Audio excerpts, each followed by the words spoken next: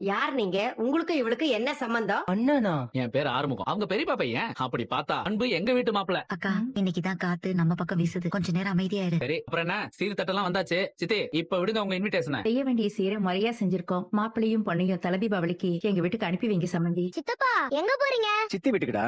எதுக்கு? எனக்கும் சித்திக்கும் இது தல தீபாவளி இல்ல, அதான் நாங்க அங்க போய் செலிப்ரேட் பண்ண போறோம். அப்ப ரெண்டு பேரும் அங்க போய் ஜாலியா பட்டாசு வெடிக்க போறீங்களா? ஆமா.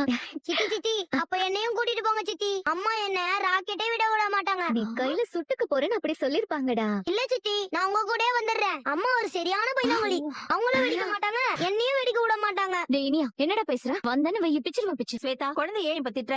ஆமா இப்படியே அவனுக்கு செல்லம் கொடுத்துட்டே இருங்க. டேய் இங்க வாடா. நான் வரமாட்டேன். நான் சித்தி கூட அவங்க வீட்டுக்கு போயிடுறேன். இங்க போர் அடிக்குது. கார்த்தி சித்தப்பாவும் சின்ன சித்தியோட வீட்டுக்கு போயிட்டாங்க. இப்ப அன்பு சித்தப்பாவும் சித்தியோட வீட்டுக்கு போயிடுவாங்க. அப்ப நான் மட்டும் இங்க தனியா இருக்கணுமா? டேய் உனக்கு தான் இங்க மாயா இருக்கால, அவ கூட விளையாடுறா. அதெல்லாம் முடியாது. நான் அவளையும் கூட கூட்டிட்டு போக போறேன். அங்க போய் நாங்க ஜாலியா இருப்போம். இங்க இருந்தா எல்லார் வீட்டுக்கும் ஸ்வீட் கொடுத்து அனுப்பியே எங்களை சாவடிச்சிருவீங்க.